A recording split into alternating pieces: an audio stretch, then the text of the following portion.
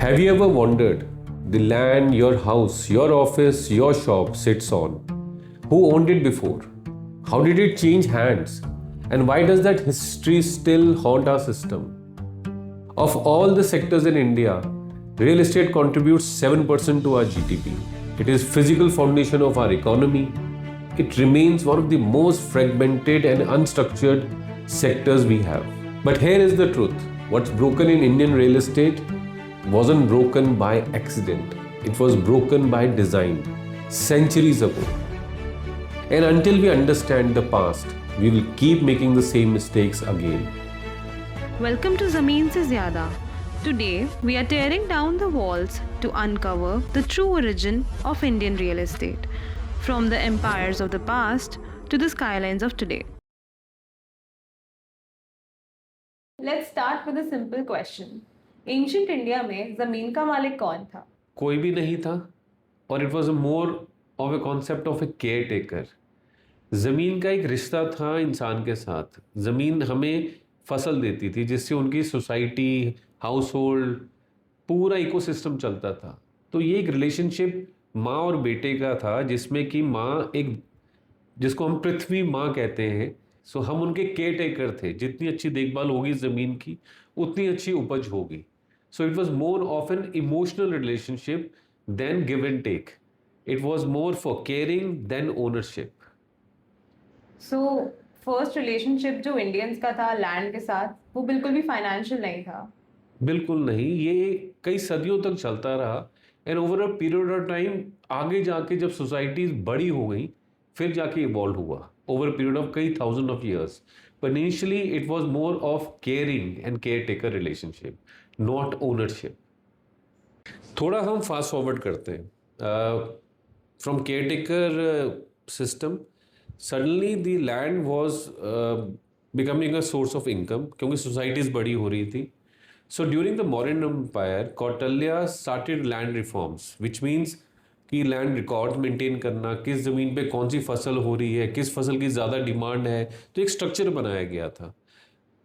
उस प्रोसेस के अंदर फसल जब बिकती थी या बाटर सिस्टम होता था तो एक रेवेन्यू मॉडल भी धीरे धीरे शुरू हो गया. थोड़ा और आगे चलते हैं. दिल्ली सल्तनत के टाइम पे it became a source of revenue for the empire. अब लड़ाइयाँ लड़नी है, you need revenue, you need food, so it all got together. It become little more complex जहाँ की the land was part of a revenue system. So you see the journey from a caretaker society जहाँ पे land को धरती माता कहा जा रहा है, it becomes source of income. So basically, this is where things changed and land became a system from a resource. And even I think we also understand this, that whoever controls the land controls the economy. Exactly. थोड़ा और आगे चलते हैं. Mughals आए. Mughals ने इसको समझा और डिटेल में एंड दे अंडरस्टूड कि ये तो रेवेन्यू मॉडल है. सो उसके ऊपर एक जागीरदार इन्वॉल्व करा गया जिसकी एक पर्टिकुलर जागीर से कलेक्शन करने की ड्यूटी लगाई गई. So now it has becomes 1, 2 and 3, 4 layers rather than just a direct layer. From a cultivator to a collector agent to jagirdar to emperor, पूरा एक स्ट्रक्चर बनना शुरू हो गया. So possession of land was not ownership of land. दोनों चीज़ें अलग रखी गई थी, डिस्टिंग करा गया था. It was mode of revenue क्योंकि एम्पायर चलाने के लिए रेवेन्यू चाहिए. टैक्सेशन कहाँ से आएगी? ज़मीन से आएगी. कोई इंडस्ट्रियल एरिया तो था नहीं. स्लोली इसको बहुत इंपॉर्टेंट टॉपिक को समझते हुए during Akbar era Raja Todarmal redefined the whole structure. उन्होंने इसको बहुत ही मैन्यूटली स्टडी करके आइडेंटिफाई करके टैक्सेशन को लेयर्ड प्रॉपरली स्ट्रक्चर कर दिया, which actually gave more empowerment to the farmer so that he could get as much as possible revenue from the land. So why did it actually last? As the Indian history, good things don't continue for long. There were wars in between, the change of rule happens, new ruler, new phenomena, greed, more taxes, as much as income. So things keep changing, but they evolved over a period of 100 of years. So what happened when the Britishers arrived? Britishers had a different roadmap. Their idea was to collect as much money and give it back to the empire in Britain. So उनका thought बिल्कुल clear था. They were less in numbers, so they need control. उस control के लिए उन्होंने ज़मींदार को introduce करा, तो ज़मींदारी सिस्टम आया. जितना मैक्सिमम लैंड ज़मींदार के हाथ में है उतना मैक्सिमम टैक्स भी उसको देना पड़ेगा. सो इन a way zamindar became the owner of that land. So 1793 में लॉर्ड कॉर्नवालिस ने इंट्रोड्यूस करा land reforms, where they declared zamindar the owner of the land and he could get as much as revenue possible. So, sir, this wasn't actually similar across the whole country. You will be surprised, region wise there were different policies. Bengal had a different policy, Madras had a different policy, Maharashtra had a different policy, Rayatwari system in Maharashtra. So they understood कि भाई इसको divide करके रखते, क्योंकि land is an emotional component. लोग जुड़े ज़मीन से हैं, और अगर ज़मीन का फॉर्मूला एक ही हो गया तो सब लोग जुड़ जाएंगे. तो उन्होंने सबके प्रोसेसेस अलग अलग डिफाइन कर दिए, हर एरिया के रूल्स अलग रखी. So that was very smartly done by them for divide and rule, so that उनका टारगेट क्लियर था कि भाई मैक्सिमम इम्प्रोवाइज करना है रेवेन्यू को. So it was very much fragmented. That's what I'm trying to understand. That was the whole idea, divide and rule. But the repercussion was that person on ground जो कि suddenly owner से tenant बन गया था. जमींदार मालिक है, जो जमीन दी गई थी जिसको सदियों से काम करने के लिए, उसका उस जमीन पे कोई हक नहीं था. So things were little complex and complicated. It was more of a revenue model than zameen as a asset. What I'm able to understand is that it is very deep rooted inside Indians, that the emotions that are attached towards the ownership that's there. Correct. So now you can identify it. For 100 of years आप एक ज़मीन पे खेती करते हैं, but आप उसके मालिक नहीं हैं. आप उस पर टैक्स भरते हैं, फसल देते हैं. एक सेंस ऑफ डिग्निटी का प्रॉब्लम आ गया. Connect, emotional connect, dignity, humiliation. So the whole atmosphere was by the Britishers to extract revenue and taxes. Nothing, no land reforms, no development as such. The only focus was revenue. So एक farmer के लिए sense of belongingness तो ज़मीन है. उसको लगता है ये उससे कोई नहीं छीन सकता. टैक्स भर लो, बट ज़मीन तो उसकी है ना. सो सेंस ऑफ कनेक्ट, ओनरशिप, चाहे इमोशनल भी क्यों ना हो, बट ज़मीन वॉज हिज कर्म भूमि and Prithvi was Mata for him for years and decades. Now comes the independence. What changed over it? So with independence, we got introduced to democracy, and then there were challenges of land reforms. The major hurdle was abolishing zamindari system and giving the land जो इसका हकदार है, जिसने सदियों से सेवा करी है, उसको ज़मीन दी जाए. But it wasn't that easy. Abolishing zamindari system, which was accepted for years, centuries, रातों रात नहीं बदल सकते. I'm guessing that zamindars would just not leave their land so easily. Why would they? Litigation, loopholes, laws, so many parameters were used to sabotage this aspect. The surprising part is constitution had to be amended for multiple times within the first decade just to safeguard the farmer, the land person who is caretaker of that land, ताकि उसकी हक उसको मिल सके. So the government was trying with land sealing acts कि भाई hoarding ना हो, distribution proper हो. That was the intent of these land reforms post independence.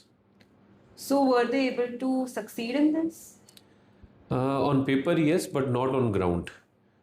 किसी को बोलना कि सदियों के हक छोड़ के किसी और को दे दो, it is not possible. So lot of legal dispute, lot of acts were introduced, land sealing, distribution process. It was a tough journey.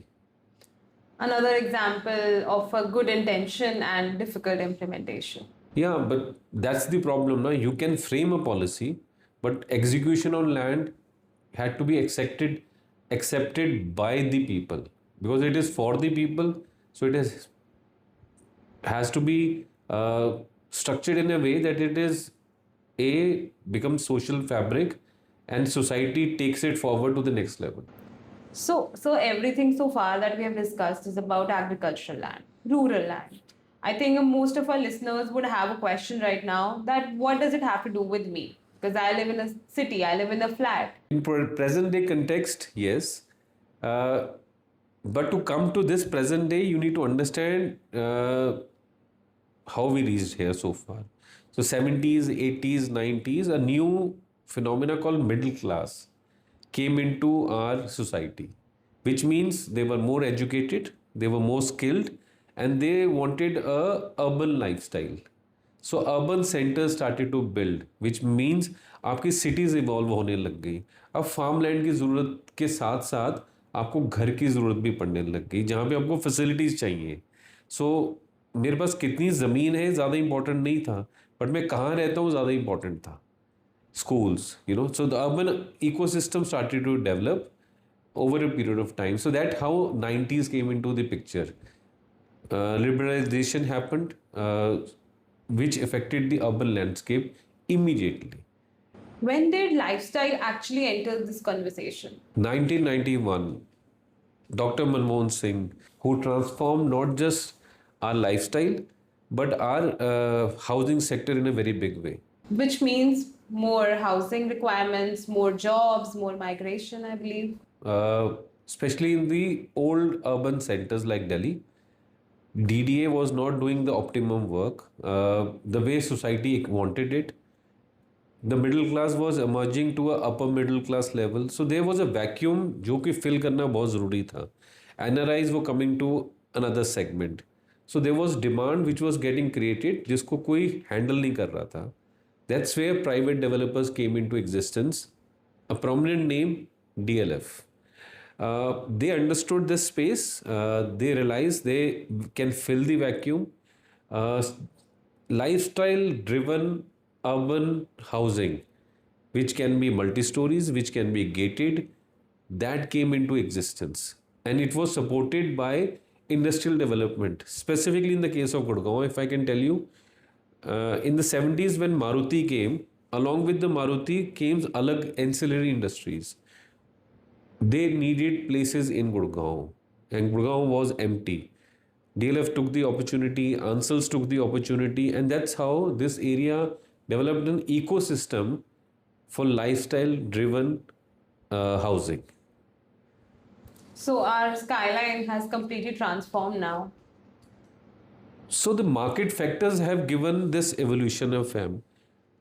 You go back thousands of years back, farmland, cultivation, the concept of mata as land, then to taxation, from taxation to revenue models, empires building, zamindari.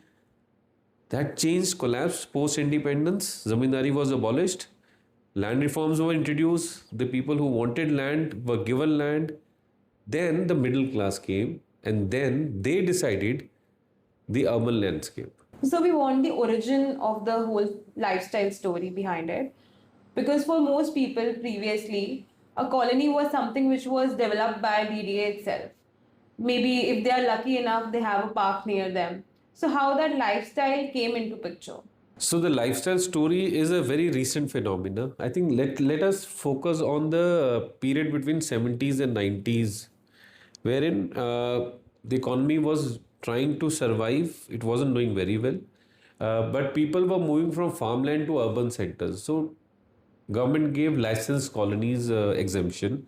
That's how you have GK1, South X, Luxury Garden, because people were migrating, so they needed places to stay. And Delhi में particularly vertically जाना थोड़ा सा tough था because of security concerns also. But that was not fixing the demand. The upper middle class and middle class was growing. Service sector अच्छा कर रहा था. And they were not able to afford housing. And उनको common facilities चाहिए थी. So DDF got into action and they started making these apartments. Vasant Kunj, RK Puram, Rohini. So a lot of places DDA got involved. वहाँ पे luxury कुछ नहीं था. But common facilities थी, parking facilities थी, बच्चों के खेलने के लिए playgrounds थे, जो कि सर्विस सेक्टर की फैमिलीज को चाहिए थे. स्कूल्स इन द विसिनिटी थी, वॉक टू स्कूल था. सो वो एक डिफरेंट इकोसिस्टम डेवलप होना शुरू हो गया. The next generation because of the hard work of their parents, went abroad, studied in good schools, and they went to better companies where they were paid better. That means they had the financial bandwidth to buy better real estate, focusing on lifestyle properties. And that's how DLF used that opportunity and pioneered into that segment of lifestyle real estate development. So, sir, what does today's buyer actually ask? So today's generation is not seeking the fundamentals what earlier people were focused on. आज उनको amenities चाहिए, schools चाहिए, office कितनी दूर है, club house कितना updated है, gym कहाँ पे है, किस टाइप की रेस्टोरेंट्स हैं पास में, फैसिलिटीज़ क्या हैं. But is this real estate? This is lifestyle. So आज it is all driven by lifestyle, not just I have a 3-bedroom apartment or 4-bedroom apartment. And there is another dimension to it altogether. So this is one part. Do I have a apartment overlooking golf course? क्या मेरा golf course road पे है कि golf course के अंदर है? So the fundamentals have changed today completely. And I think their list keeps getting longer every year. I'm afraid yes, as the aspirational generation is coming, they are demanding more, and they are demanding the best. They are not compromising. They want not just the best finishing, but best lifestyle ecosystem also, which is evolving with every year. So I think this one sentence explains the whole evolution of the Indian real estate. Yeah, मतलब the older generation wanted हमारे पास ज़मीन होनी चाहिए. Then came people who said हमारे पास घर होना चाहिए. आज जनरेशन क्या कह रही है, हमें लाइफस्टाइल बताइए क्या दे रहे हैं, so that we can take a decision. So, sir, I believe even ownership itself has, transformed and it has traveled a long road now. So with technology, with development of society, the aspirations change. They are not satisfied till they want complete details. So there was a time जब reference से काम चलता था, उस शहर में मैंने property खरीदी है तो मुझे भी ले दियो. That was the first point of touch point years ago. Today, somebody is asking because of AI, I want to walk through which is as detailed as real. So with technology, real estate is also changing. Documentation is changing. Look at the transformation. Vedic period, जुबान पे काम चलता था. Then copper plates पे काम चलता था. Then you had records which were written on paper. Today, we have gone to digitalization. So the world is changing. Government is focused on blockchain and other digital platforms. So is the need of the hour. So you're moving a full circle to a more organized and refined structure. That is the focus area for the documentation today. So, sir, there is a popular belief that, Gen Zs are more interested in renting a place rather than buying it. What do you feel about it? This is a generation which has seen the world. They understand the realities of this world, and they are not as rigid on their choices. But they are skeptical to the flexibility of real estate.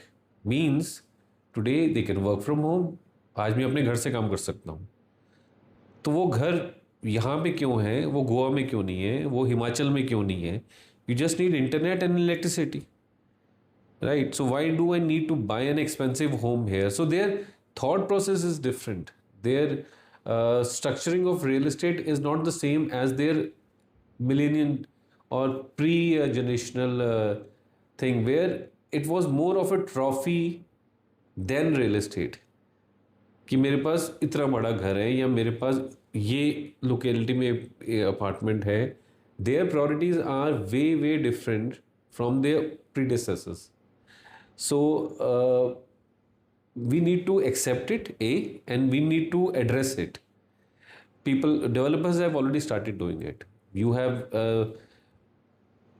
foray of developers who themselves are young, ventured into this segment, and they are answering to their queries, and they are delivering what they want, not what developer wants to sell. So data shows us 63% of people still prioritize real estate as a focus area of investment. Vis-a-vis, when you compare renting versus actual buying of property, uh, the priorities needs to be addressed. If we understand what is the priority, then there are buyers. But if you are wanting to push a product, then there is a problem. So I give you a small example. It is not all about buying what is available, rather buying what they need and where they need. So there are buyers in this generation, but they know exactly what they want, how they want, and where they want. If somebody is focused and addressed on these questions, there are buyers. But these are not trophies they want to collect. These are not headaches they want to collect. These are things, assets which they want to utilize. I feel there is a major gap because Gen Z does not rate real estate as an investment highly for them. They're very smart. Don't go by what social media is mentioning you. They are actually the bigger influencers of real estate. उन्हीं की वजह से technology का use ज़्यादा बढ़ा है. The older generation never wanted technology. उनको तो पेपर पे दिखाओ, ज़मीन पे दिखाओ, लोकेशन चेक करके आएंगे. Today's generation is not interested in the first part. They are saying use technology and give us the best product, upfront information. They are actually more clear in what they want. They don't want any confusion for the future कि बाद में कैसे होगा, आज ही बता दीजिए ना. So the clarity is use technology, use AI to build tools how to showcase the asset property right away.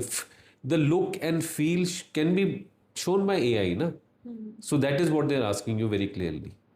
They are not asking you कि भाई हमें सिर्फ ब्रोशर पे समझाइए, हमें आप फील की बात भी करिए. So there are options opening in tier 1, tier 2, tier 3 cities. You will be surprised, last 10 years, the tier 2, tier 3 cities have sometimes, in certain cases, done much better than urban centers. So Google doesn't care आप कहाँ से काम कर रहे हो, as long as you're doing your best. So you be comfort at your zone, but deliver us what we want. That can be done from anywhere. The dream कि भाई when I'm successful मैं एक घर बनाऊंगा, वो आज change हो चुका है. आज 20s में डिसीजन मेकिंग एबिलिटीज आ गई है. Look at your startups. Who is doing these startups? They are in your mid 20s and 30s. They have the bandwidth, financial bandwidth. They buy assets which are real estate predominantly most of the times. Can be residential, can be commercial, can be leisure properties. That's a different scenario. But your bandwidth from बड़े decide करेंगे सिर्फ has shrunk to 20s and 30s today. So, sir, after 3,000 years of this real estate evolution, what's the one lesson that you would like to conclude this conversation with? So ज़मीन से ज़्यादा, the ज़्यादा part, which is the critical part for us in this discussion, is what are we going to build over it? What exactly are we delivering over it? As per the requirement or as per what I have decided? That ज़्यादा is the game changer here. It's not just ज़मीन, So this whole effort in what we are discussing today is to make our understanding clear कि what is that plus factor which is changing this industry completely. It is not just ज़मीन. There are fundamentals which have 360-degree changed, and the audience today is different from the earlier audience. So a lot of parameters are changing, and it is changing very fast. Give it another decade, there will be whole new different zone requirements of real estate. So Soumya, in the future episodes and future discussions rather, we should focus on other very critical parts, which is the technology, infrastructure, regulation, demands of the market. Let's focus on these areas for real estate. So the history decides why we value land, and the future will decide how we live on it. This has been Zameen Se Zyada because some things are really more than just Zameen.